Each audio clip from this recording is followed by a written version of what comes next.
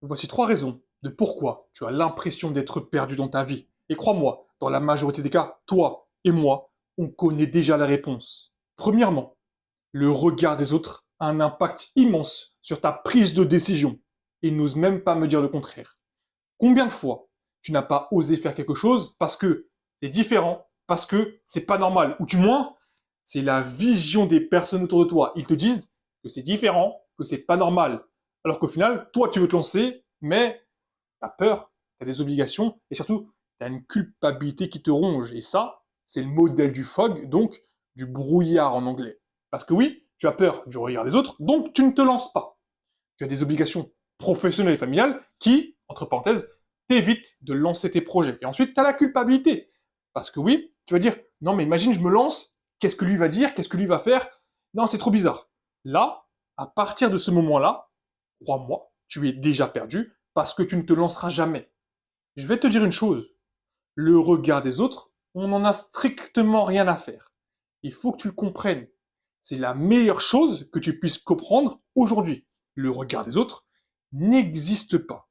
Parce que oui, les gens vont te voir, 5 minutes plus tard, ils auront déjà oublié qui tu es. Ça n'a strictement aucun sens de se mettre de la pression sur ça. Je vais te dire une chose, j'ai une chaîne YouTube, j'ai une chaîne TikTok, les gens autour de moi en ont strictement rien à faire. Je reste Michael, oui, tout simplement. J'ai mes hauts, j'ai mes bas, comme tout le monde. Pourquoi est-ce que toi, le regard des autres, t'empêche clairement de faire quelque chose dans ta propre vie, dans ta propre réalité? Et tu vas dire, oui, mais Michael, tu sais, c'est plus compliqué que ça. Ah bon? C'est plus compliqué que ça? Laisse-moi te dire une chose, quand tu mourras, eux aussi mourront autour de toi. Donc, t'attends quoi? Littéralement, t'attends quoi? Si tu veux faire quelque chose, fais-le. Ça ne sert strictement à rien de vouloir se dire, ouais, mais tu sais, peut-être que lui, il va penser autre chose, peut-être que lui, il va penser ci, peut-être que lui, il va penser ça. Non.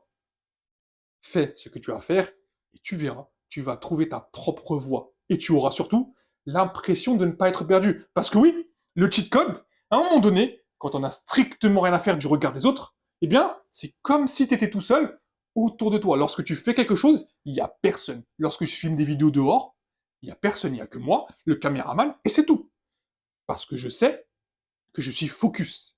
Dès que j'ai passé cette peur-là, ça a littéralement changé ma vie et ça m'a surtout mis sur les rails du bon chemin. Deuxièmement, tu n'arrives pas à te contrôler. Et crois-moi, si tu ne te contrôles pas, on te contrôlera pour toi. Et ça, c'est la deuxième chose que tu dois comprendre dans cette vidéo. Ce qui est hyper intéressant, c'est que toi et moi, on a ce qu'on appelle un état agent. Ce qui veut dire que si je lève le bras, eh bien, j'ai donné une action à mon cerveau pour lever mon bras. Ce que j'appelle l'état agent. Et là où ça devient intéressant, c'est que l'état agent contrôle tes pensées, tes mouvements et tes actions. Cependant, dès lors que tu ne te contrôles pas, ce qui veut dire que tu succombes à tes émotions et à tes pulsions, peu importe les émotions et les pulsions, eh bien, tu crées ce qu'on appelle dans ton cerveau un état de désagentivité. Laisse-moi te poser une question. Imaginons, tu vis dans un pays, par exemple en Macédoine du Nord, et dans ce pays-là, t'as pas de McDonald's. Est-ce que tu penses qu'à un moment donné, ton cerveau, donc ton état agent, il va te dire, tiens, si on allait manger un McDo? Non, impossible. Il va jamais te le suggérer. Parce qu'il connaît pas. Il est en état de contrôle. Imaginons, là aujourd'hui, tu es en France, tu penses devant un McDonald's. À ton avis, quel est le pourcentage de chance que tu aies envie de manger un McDonald's?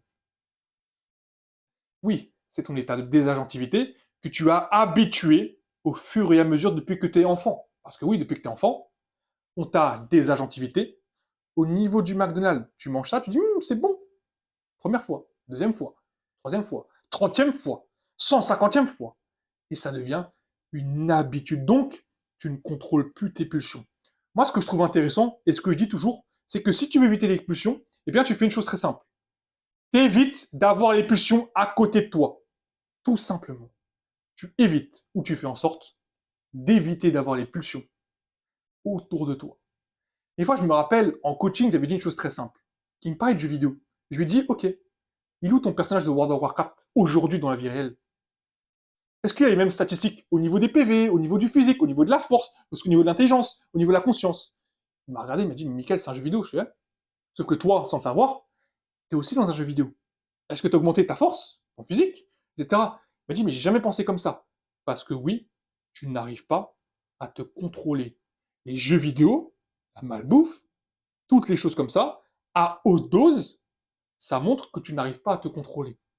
Si tu manges un McDo par mois, si tu joues aux jeux vidéo 2-3 heures par semaine, 2-3 heures, à la limite, tu vois, je suis pas là de te prendre la tête.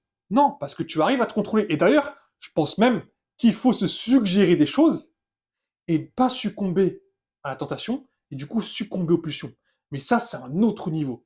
Et d'ailleurs, j'en avais déjà parlé dans une vidéo.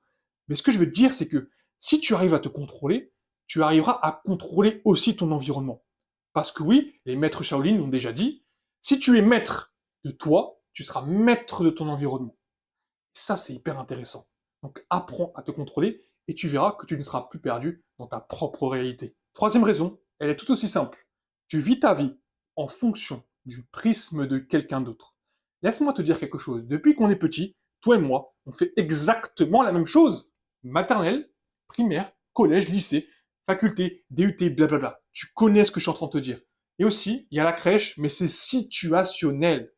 Ce que je veux dire par là, et ce qui est hyper intéressant, c'est que on monte dans la hiérarchie.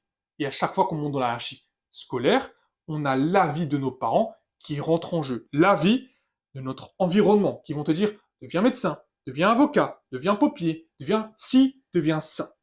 Et tu montes dans la hiérarchie. Tu arrives dans les études supérieures et tu remarques, putain, c'est pas ce que j'ai envie de faire.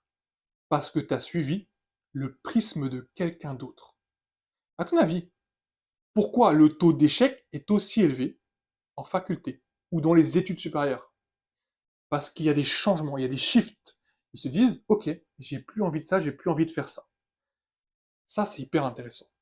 À un moment donné, quand tu rentres dans la vingtaine, et même avant, lorsque tu commences à rentrer au niveau du bac, tu dois déjà te poser la question, est-ce que je suis en train de vivre ma vie en fonction du prisme de mon environnement, ou est-ce que je suis en train de vivre ma vie en fonction de moi et de uniquement moi? Je sais, c'est hyper égoïste, mais tu dois le faire pour avancer.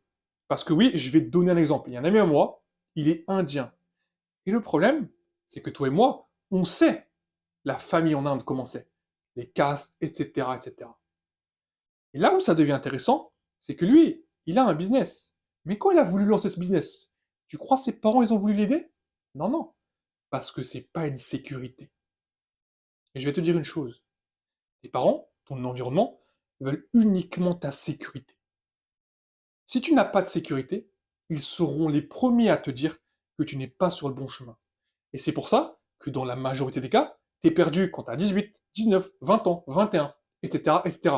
Et je te parle en connaissance de cause parce que j'ai vécu exactement la même chose.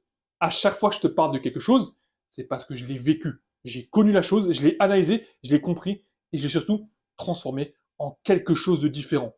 Merci à tous d'avoir suivi cette vidéo. Trouve ta voie. Et comme j'ai toujours, c'était Michael. Marche avec vérité, marche avec confiance. On se retrouve pour la prochaine vidéo.